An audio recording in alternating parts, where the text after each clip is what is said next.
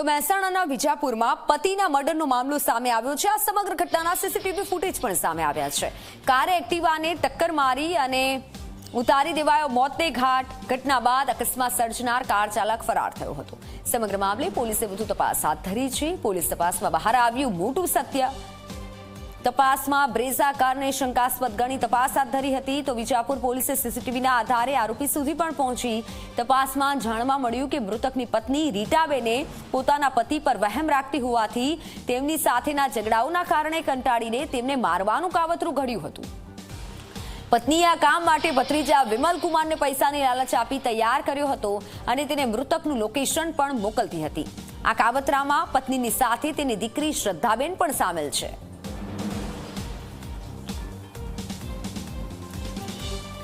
આ જે ઘટનાઓ સામે આવી રહી છે તેના કારણે અનેક સવાલ ઉઠી રહ્યા છે કે રાજ્ય અને દેશમાં શું થઈ રહ્યું છે।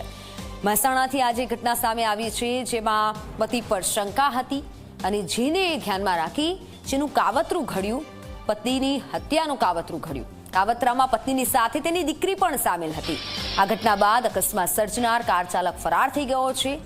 મહેસાણાના વિજાપુરની આ ઘટના છે કે જ્યાં પતિના મર્ડરનો આ મામલો મર્ડર કરવાનો પ્રયત્ન કરવામાં આવ્યો।